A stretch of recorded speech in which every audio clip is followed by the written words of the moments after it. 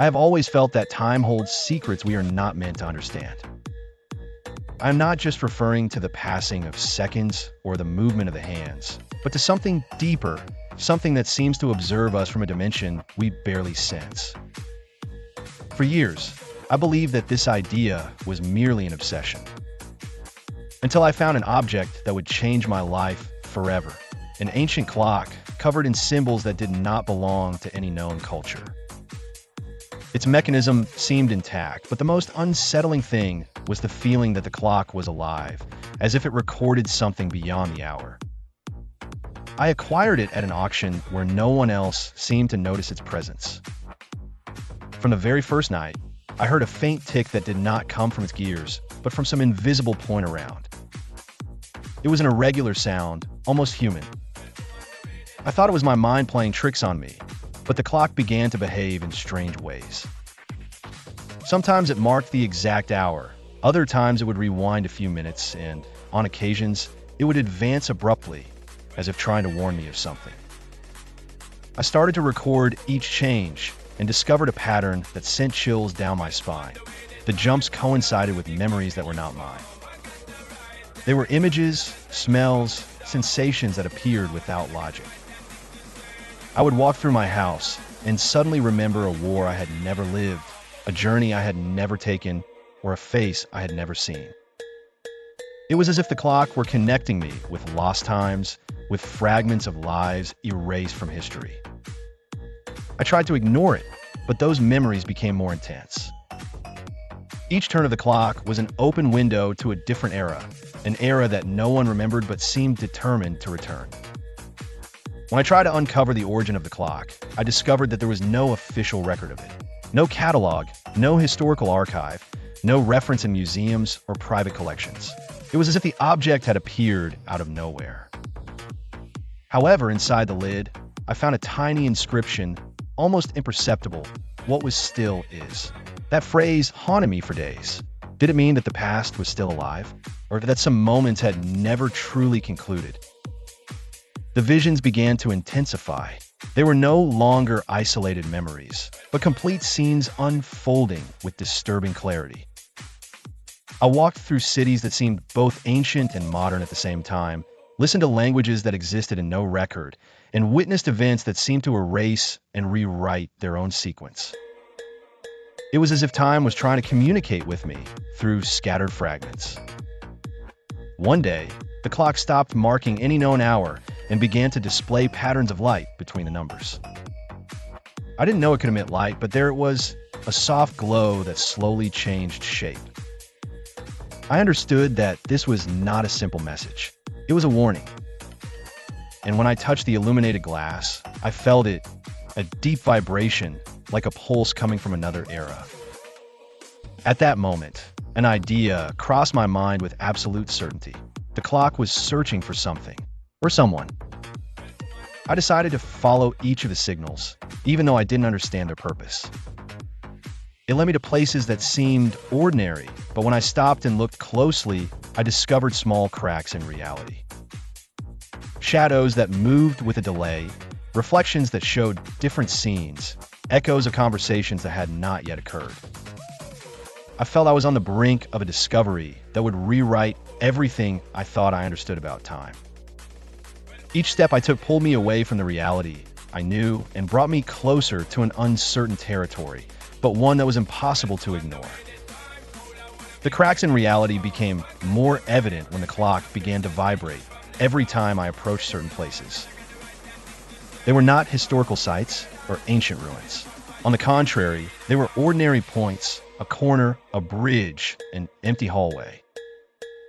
But by staying there for a few seconds, the vibration would increase until it became almost unbearable. Then, everything changed.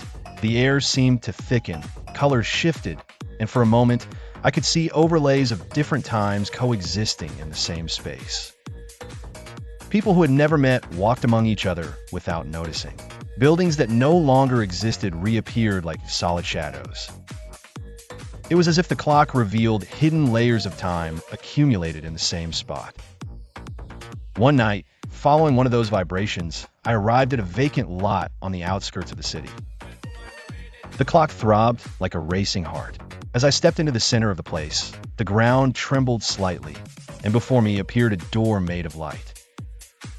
It had no defined edges or physical frame, but its presence was undeniable. I felt a strange, almost familiar impulse, as if I had been there in another life. The clock violently spun its hands, and before I could think, I stepped through the door. On the other side, there was neither darkness nor light.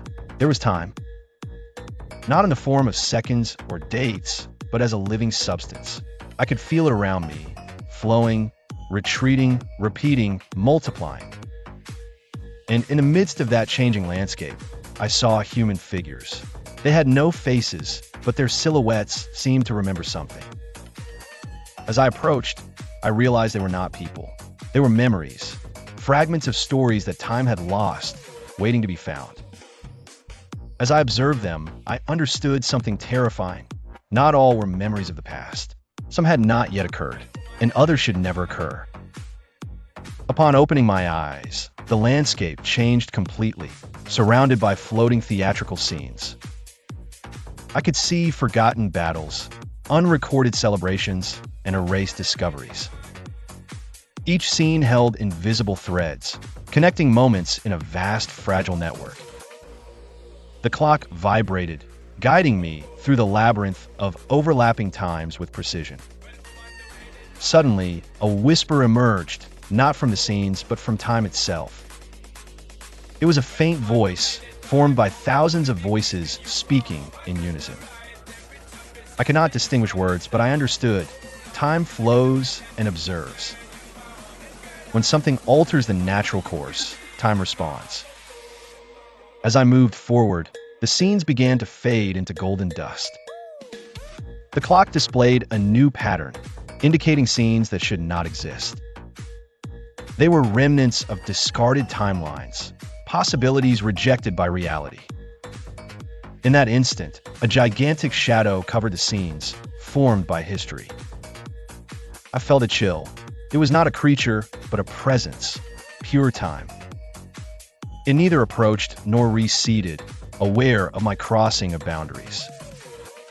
Though it did not speak, a question pierced through me. What will you do with what you have seen? The clock emitted a deep sound. Soon I would make an inevitable decision. The deep sound of the clock grew more intense, as if marking the end of something I did not yet understand. The dark presence continued to watch me from all directions, waiting for my response. I then realized that time did not want to destroy me or prevent my progress. It only wanted to know if I was worthy of bearing what it was about to reveal to me. I took a step forward, and the scenes began to swirl around me in an immense spiral. Each one displayed a decisive moment in humanity. Choices, mistakes, discoveries, losses. It was like seeing the complete map of our destiny. The clock projected a direct light toward an empty point on the horizon. There, slowly a new scene began to form. It was neither from the past nor the future. It was mine. I saw myself holding the clock, gripped by uncertainty, yet moving forward without stopping. I understood that the timeline I was on was not yet written. It was a fork that depended solely on my decisions, and time wanted me to know that. The dark presence dissolved into thousands of particles that fell like silent rain. Each particle touched a different scene, reinforcing or erasing it according to its nature. The clock emitted a final flash, and I felt the ground disappear beneath my feet. A force pulled me upward, traversing layers of light and shadow, until everything compressed into a tiny point.